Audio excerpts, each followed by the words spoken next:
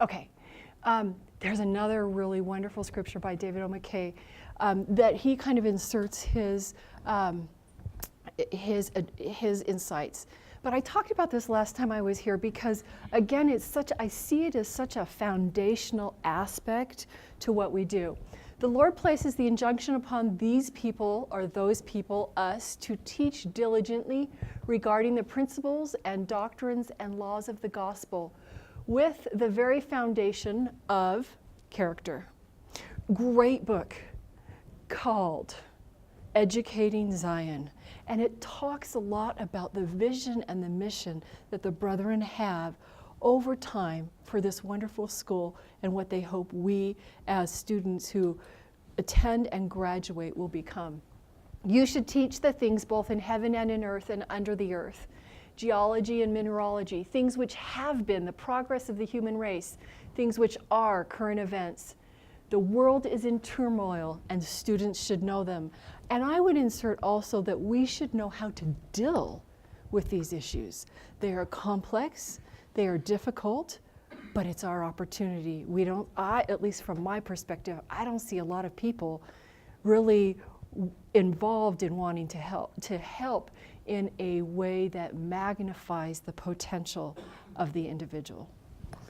Things which must shortly come to pass, things which are at home, domestic relations, signs of the times, things which are abroad, international relations, the wars and the perplexities of nations, and the judgments which are on the land. So the question you need to ask yourself as you read that and ponder and meditate on that is, what's my responsibility? As a graduate of Brigham Young University, as a graduate of the Kennedy Center, I am a recipient of a rich legacy. What's my responsibility? Or better yet, what's my opportunity? So let me give you just a little bit of a background on some of my employment and volunteer opportunities. I'm not going to go over that. You can read that. But as you know, the two components of what I wanted you to understand is my work with Engage Now Africa and my donor liaison. Those jobs have been pivotal in formulating my worldview on this importance and the significance of philanthropy and the role that philanthropy plays in the lives of the giver and of the receiver. And Engage Now Africa, because it is teaching me how important it is for individuals and families to know and understand the principles of self-reliance. And lest I say, well, look at myself or look at our organization, we are here to teach you. It's a learning process for all of us.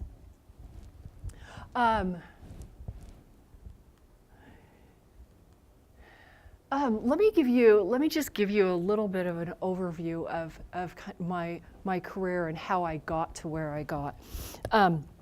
I was blessed enough and lucky enough to take the opportunity to serve a mission in the London South Mission. I served in the early 90s when most of you were born. And came home, and how I developed my thinking on global poverty and global humanitarian efforts is I had an opportunity to intern with Scott Dunaway when Scott Dunaway's still there, right? Yeah. So I took the opportunity to go to the House Republican Research Committee. And I was really interested in poverty, and I was really interested in social welfare issues, in women's issues. And I got to this House Republican Research Committee. It was filled with a bunch of men, and they loved foreign policy. And we were sitting there talking one day, and they were asking me, okay, so what are your interests? And I said, poverty, da da da. And they're like, domestic relations is for sissies. You should be doing something internationally. And I'm like, okay. So I switched to international because, of course, I'm not a sissy. I switched to international, and I'm like, I'm doing international poverty. I came back, I found this really great program, this master's program, and it was international development. And I loved it. I ended up living in India for 6 months, working in schools and hospitals. We worked in Mother Teresa's mission for about a week, a home for destitute and dying women. And that was my first exposure to the injustices that and the inequality that in many respects, and remember I was in my 20s, in many respects, I didn't have a construct in which to think about poverty like I'd seen in India. It would be, I haven't taken the opportunity to go back since I was there in my 20s. It would be very interesting now to go back and to see poverty because my memory of India was so searing in regard to the injustices, and I remember thinking, I can do something about this. I want to help. I knew I couldn't solve, but I knew I wanted to help. I came back and I graduated, and I was the president of BYU's Students for International Development. And I was here, I was in my last semester, and I applied to be a judge on the International Court of Justice at the Model United Nations. And I went back to New York, and I'm like, I'm gonna be a diplomat. I'm gonna do all these great things. I'm gonna go to the White House. I had some great career ambitions for myself, and it ended up obviously working out a little bit differently. But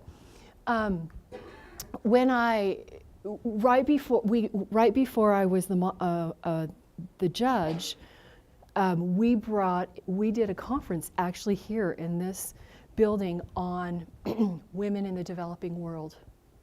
And we brought in speakers who were experts on women in development and talked about the plight of women in the developing world. And I met a woman there who said, Jennifer, we're going to Istanbul, Turkey to the Habitat Conference at the United Nations, it was a housing and human development conference in about 1996. And I said, I'm kind of notorious for saying no. I said, no, I'm not that interested.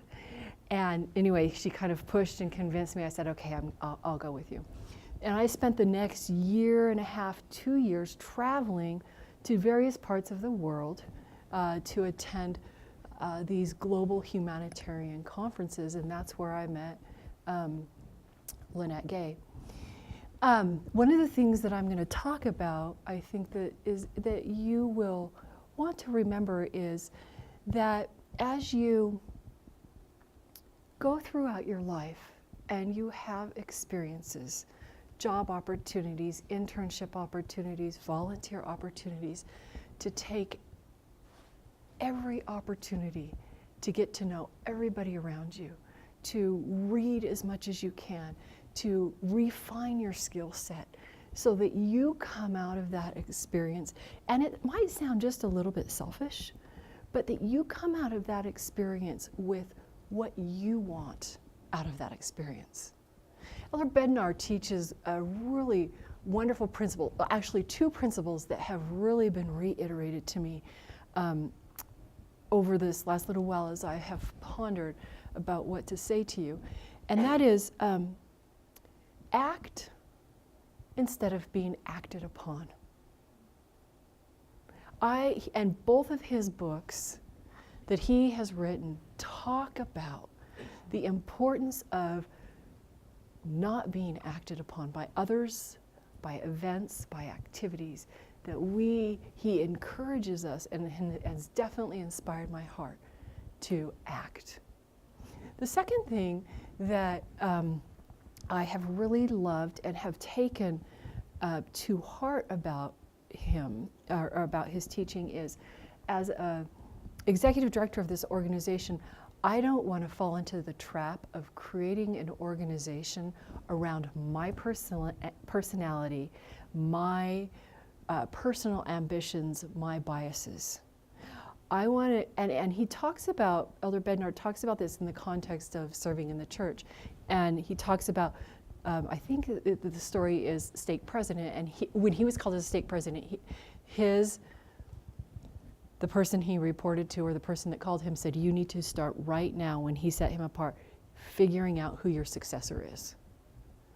And not that I'm always like thinking, when am I going to leave, but what am I doing to create an organization that is sustainable, that can exist when I die, or that can exist when somebody else or others come along?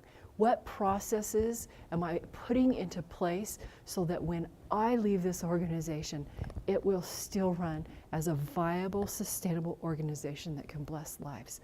Our mission at Engage Now Africa is a worthy, awesome, and amazing mission, a big mission, and that is to eradicate poverty in the countries that we work. Now, you might think to yourself, that's pretty ambitious and that's never going to happen. But I would propose that, yes, there is some truth to that.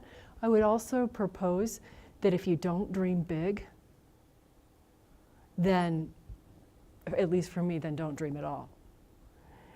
Why not have big ambitions?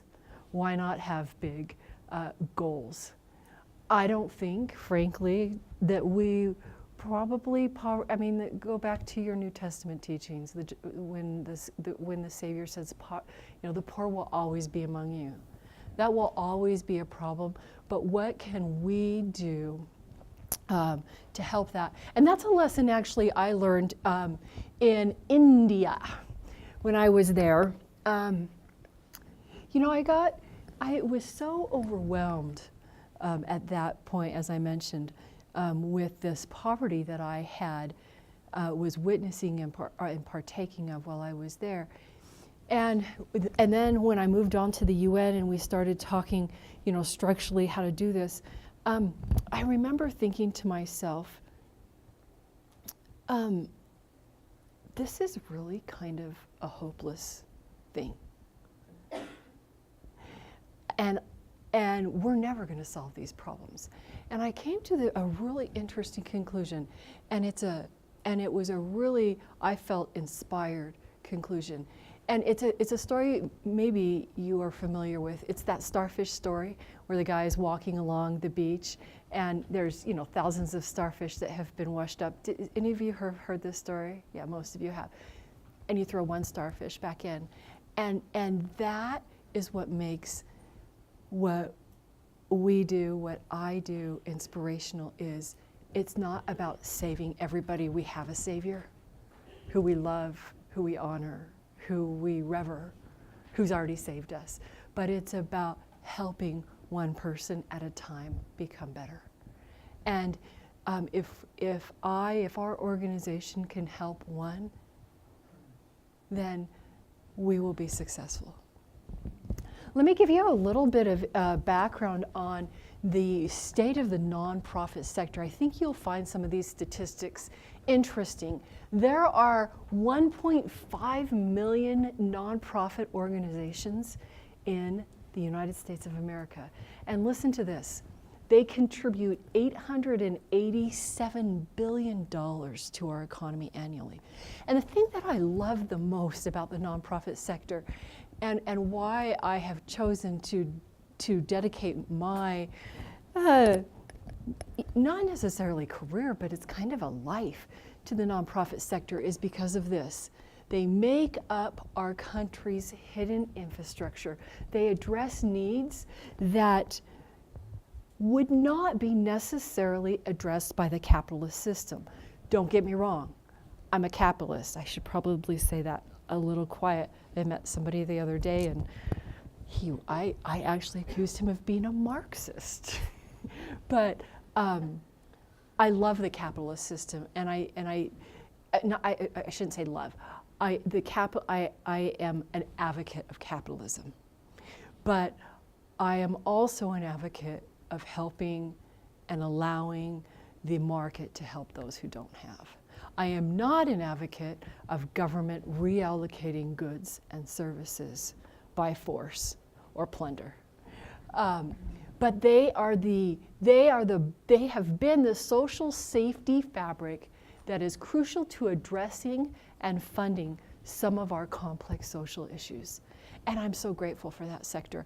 And most importantly, I'm grateful for the people who have generously given of what they have. Listen to this. Americans gave $358 billion in 2014. About 53 of that is foundations, the rest of it is private donations. And this is the thing that I think is the most exciting and frankly the most optimistic for you. And this is really a commentary, and you'll find a lot of really great literature on the baby boomers. Right now, let's see if this works. $6 trillion to $227 trillion will be made over the next 30 years. The baby boomers hold most, if not all, well, most of the wealth in the United States. The millennials are different. The millennials are the social, you guys are socially active and you're out there and you know what you're doing and you know how to do it, but you're still in the growing stage. The people that have all of the money are your baby boomers. And they're going to be transitioning that money to organizations, to nonprofits, to individuals, to issues that they feel passionate about. Remember that in your fundraising, that there's money to be had, and fundraising is an art and a science. These are, oh, sorry, you can't see these pictures very well. These are pictures that I pulled from our portfolio of Ethiopian families, children. Ethiopia is a marvelous, marvelous country, and the people there are really, really amazing. I should have taken this or uploaded this picture of a gentleman, very old, in his 80s. We have a country director who's over Ethiopia, and as we walked up to his shack, pictures could have said 1,000 words. I'm sorry, I don't have the picture here. So we walked up to his shack that was dilapidated. It was just run down. And our team over in Ethiopia, they're all Ethiopians. So how we're structured, let me just take a second and explain. We are a very small organization here. It's myself as the executive director, and we have a board. And some of our board are in Connecticut, are in New York, some are in Boston, some are here. We're kind of spread, Texas. But we have about 25, 30 employees on the ground in Namibia, Ethiopia, Ghana, and Sierra Leone. Those are the 4 countries we work in. And we actually are working in the amputee camps in Sierra Leone. Some of you are familiar with the Blood Diamonds and the war in Sierra Leone. We work in the amputee camps where many of those people who had limbs removed during the war, they live. We build latrines and clean water wells there. Let me also give you, and I want to be sensitive to the fact that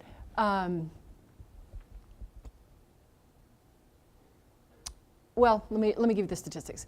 3 billion people live on less than $2 a day, adjusted for purchasing power. 840 million people in the world don't have enough to eat. 10 million children die every year from easily preventable diseases. AIDS is killing 3 million people in a year and is still spreading. 1 billion people in the world lack access to clean water. 2 billion lack access to sanitation. 1 billion adults are illiterate, and 1/4 of the children in poor countries do not finish primary school. Those are some pretty harrowing statistics. And there's a big argument that Jeffrey Sachs, William Easterly, White Man's Burden, The End of Poverty, that people have about, I just picked up a book called Dead Aid, and it's an argument of that the aid that we, billions of dollars that we've invested in Africa as the developed world is not working. And so there's a big discussion about what's working and what's not, but nevertheless, these are the statistics. And that's our human family. This is Heavenly Father's children. These are Heavenly Father's children. These are people who can use your skills and your talents and your dedication and your consecration. Hold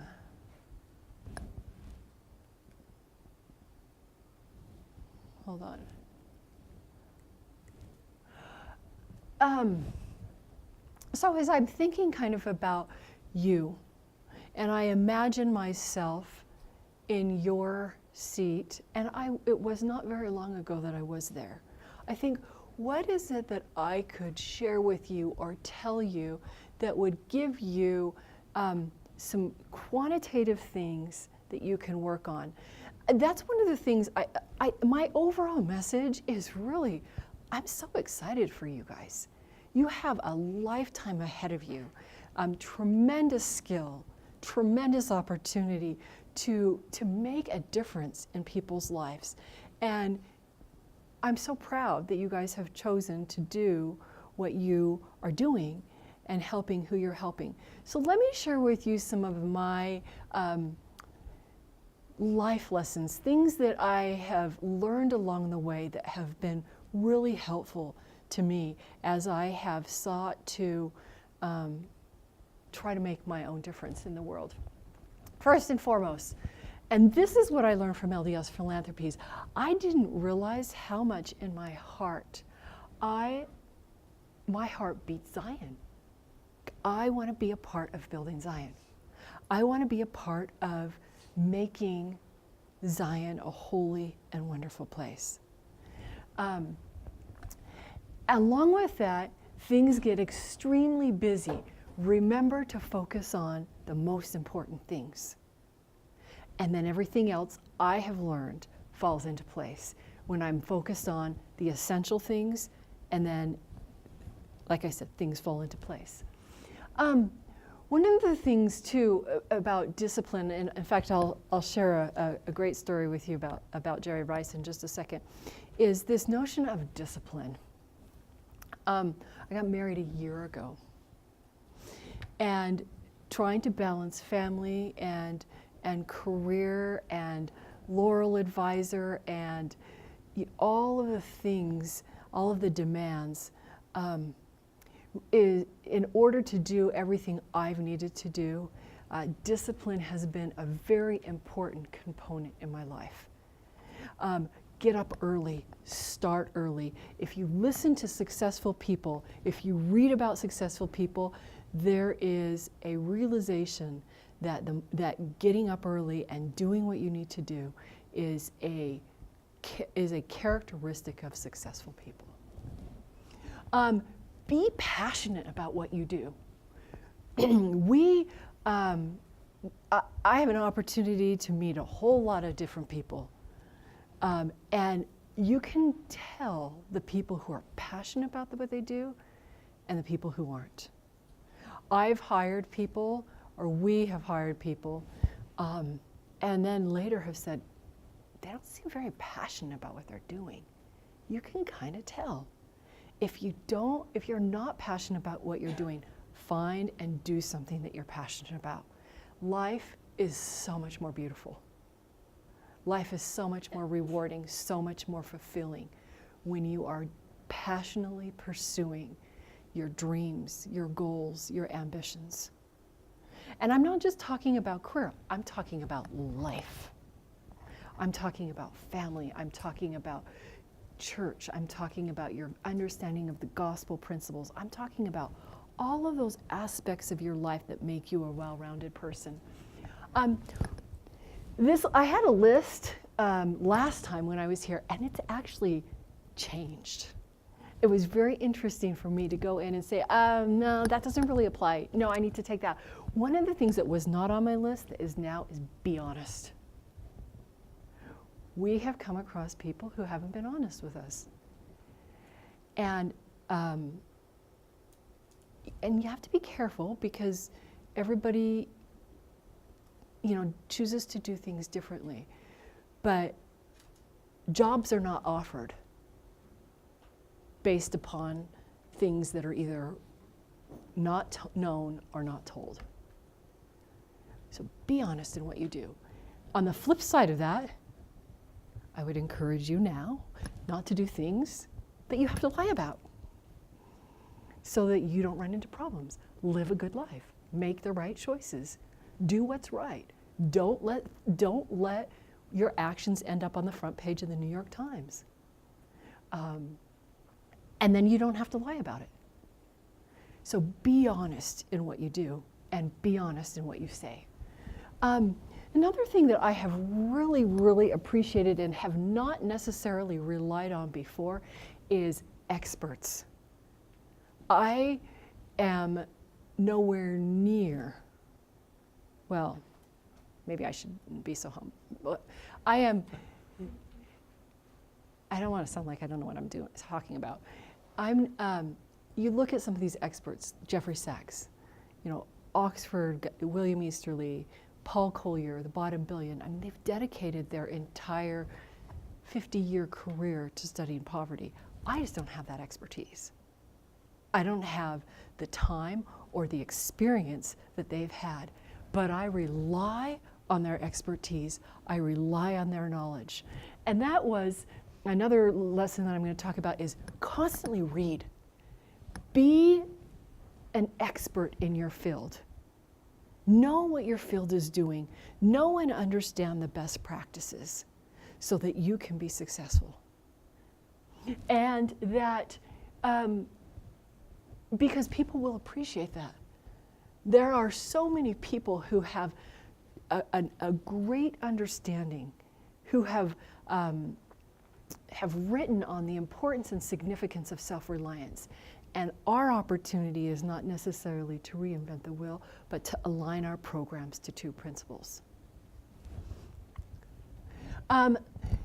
Here are a couple of skills in addition that have, like I said, been extremely helpful as I've thought about, okay, what sets us apart or what sets you apart? What sets somebody else apart as we interview people, as we talk to people? What is it that what is it that you could bring as a real value added? Learn how to communicate and build good relationships. Learn how to network. But be genuine about it. And be somebody who is genuinely interested in other people. Your networking skills, being in the right place at the right time, being prepared, will pay dividends. Learn and practice the art of listening. Listen to what other people have to say. Learn from other people. Keep yourself attuned to the experts, the people who know and understand, who have the wisdom and that have gone before you. There's my not to be acted upon. Be professional and be articulate. So you think about what you want to do and how you present yourself and how you present your case to wanting to accomplish what you want to accomplish. And think about what it is that you want to do and how to move forward strategically in that space that you want to move forward in. Learn from your failures. There's a lot to be learned from success, but there's a lot to be learned from failure and what works and what doesn't work. We have a myriad of programs. We have education programs, we have literacy programs, we have a human trafficking, a gentleman who's over all of our human trafficking. We have orphan support. We have a humanitarian health program where we do pediatric heart surgeries. We work in amputee camps. We have a small clinic that we do work in Sierra Leone. And all of these things experience success, and all of them experience things that maybe are not so successful. But the importance of learning and understanding what we're doing and how we do it becomes really, really important. Let me talk just a second about etiquette and how important it is to train yourself now in proper etiquette. Often we meet people, or often you will meet people, and how you present yourself, how articulate you are, how well you know your topic, how well you introduce yourself, how confident you are, all of those things will be able to help you as you move forward. So there's a story that I told when I was here last time that I kind of want to retell, because it's such a great story, and it's such an inspirational story. How many of you know who Jerry Rice is? Okay, raise your hand higher, sorry. Oh, good, I don't feel so bad. So I'm reading this book called Talent is Overrated a couple of years ago. And loving this book because basically it's a book written by Jeffrey Colvin who talks about, you know, Mozart might have been born to a certain degree with, you know, kind of, you know, predestined to be great. But his argument is that it's not talent, it's a lot of hard work. It's what he calls deliberate practice. So I'm reading through this book, and all of a sudden I run into this guy named Jerry Rice, and I'm like, I don't know who Jerry Rice is. Who's Jerry Rice? So I had to Google Jerry Rice to find out who he was. And lo and behold, he is like this famous guy. Our organization has a pretty significant relationship with the Forever Young Foundation, which is Steve Young's group.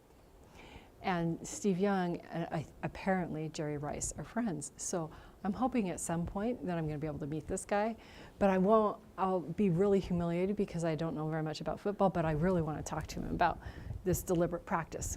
Does anybody know the story about Jerry Rice? What kind of football player was he originally when he first started out? Does anybody know? Any of you guys who know Jerry Rice? He was actually, he was like third string.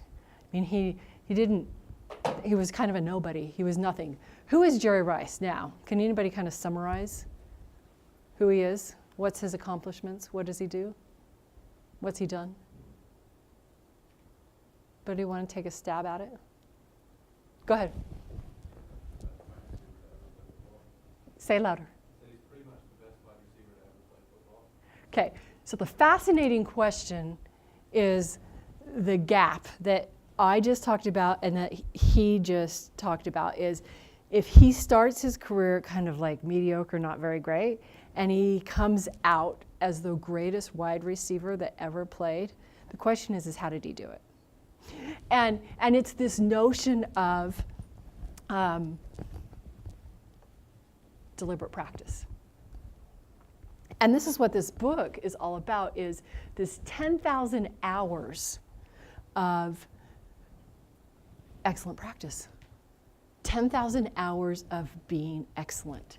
He spends very little time playing football.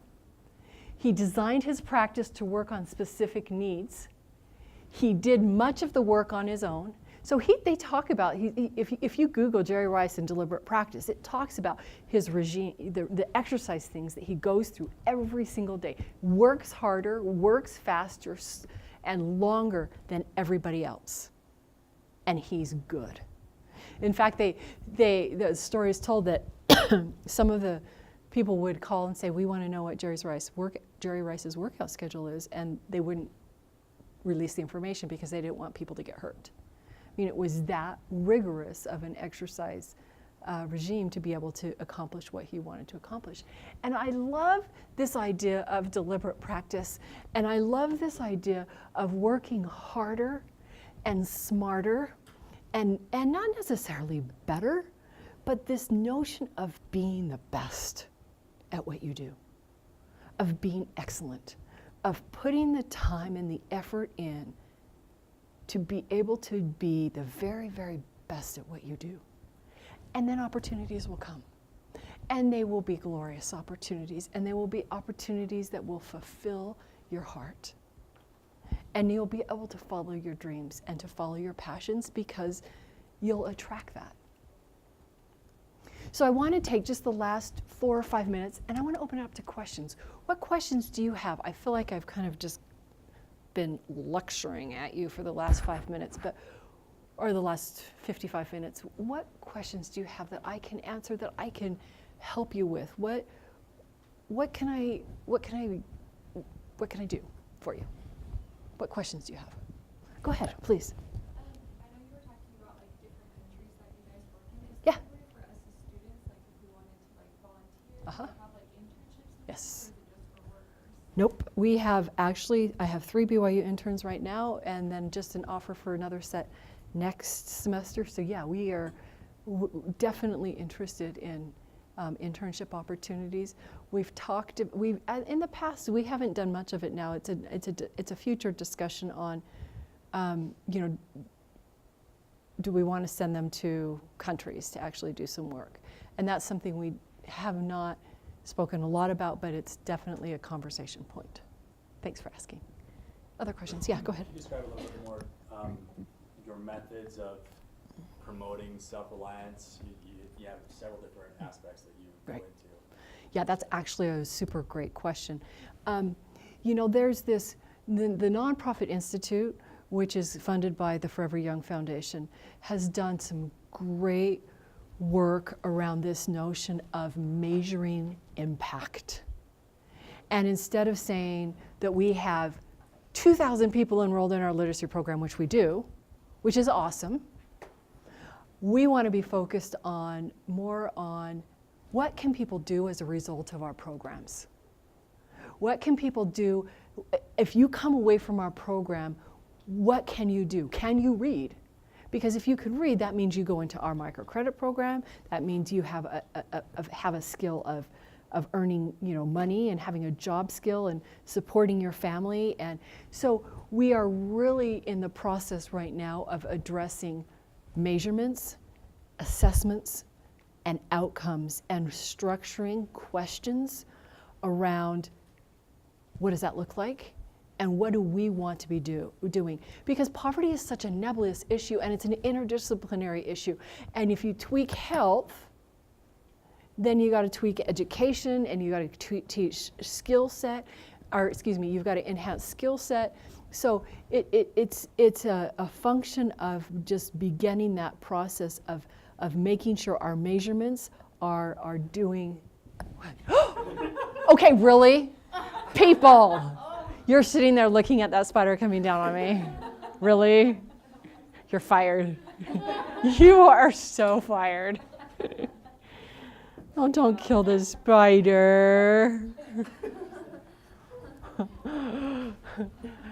Oh my gosh. Hello, are you not my friend? Well, I was just enjoying the poetry of it. Okay, other questions. Did I answer your question? Or were you too enamored by the spider? No, it was good. Okay. Other questions? Go ahead. What are some things you do to fundraise? That's a really great question. That's where my networking, that is where my networking counsel comes to you, is kind of constantly networking. I don't call it networking. My girlfriends are like, networking. I'm like, it's just, I'm out there. I'm out there meeting people, I'm out there talking to people, and that's where your skill set of knowing how to build and maintain relationships, because you will find, and your fundraising statistics back that up, about less than 10% of your donor base will give you 80% of your funds. So you've got to learn how to, and the people who have that type of money behave in a certain way. And if you come in, it's a little bit more informal now, but if you go to New York and you're with a business person or a venture capitalist or somebody in the stock exchange, and you've got on your holy jeans and your t-shirt and you walk up with gum in your mouth and say, hey, can I have $1 million? He's going to say, heck no. And that was my, that's a great question. That was my advice is know how to present yourself, know how to act, know how to behave, know how to eat right, know how to approach people in a way that you're not like, hey, how's it going? I mean, there's a way to do that is normal and natural. I'm not telling you to be something you're not. I'm just saying learn how to do it so that when you're standing in front of a diplomat or an ambassador and explaining why a family is fundamental to a global society, or you're standing in front of a senator and you've got an ambassador that comes up, there's a proper way to introduce them. And you want to know how to do that. There's a proper way to eat. I've read, I have never been the recipient of it, but over at the Merit School, I've read people lose jobs not knowing how to eat correctly. And so in the context of fundraising, we're just in the process of setting up our strategy. We'll have, kind of a major gift and then annual gifts, and we have a social media campaign, and that will feed into all of that. But a lot of it is relationships, because remember, baby boomers have the money, and baby boomers, some are internet savvy, others are not. A lot of my baby boomer friends are on Facebook, but they're not really active on it. You guys are much more active with the technology. You have the brains, they have the money. So you're going to have to understand how to approach them and deal with people like them, because when you're in the middle of a conversation with them and you're texting, it's going to be offensive to them. So you're going to have to kind of learn how to live in that world. I'm feeling a little vulnerable. One more question. Any other questions? Go ahead, please.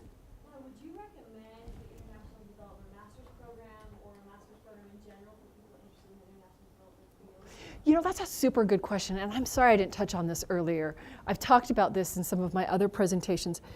It doesn't matter. What matters is the classes you take. I didn't take classes on finance and accounting. Learn how to take classes on finance and accounting. Learn how to run an organization. Learn how to assess programs to determine if they're good, if they're efficient and effective. Learn how to manage money. Learn how to fundraise. There are some core skills that you'll need in international development. Otherwise, you just end up being a do-gooder and dumping money where, if you dump money into something, you've got to know if it's effective, because you're taking donor money and investing it in a process, and you're going to come back to them and say, please help us with more. But we don't really have any statistics on if the program you funded last year is working or not. That's a big fat no, or a big skinny no. Okay, other questions? Okay, it's 10-2. Good luck. And if you need help or if you have questions, please reach out to me. You guys are awesome. Thanks for coming. And like I said, best of luck in all that you do.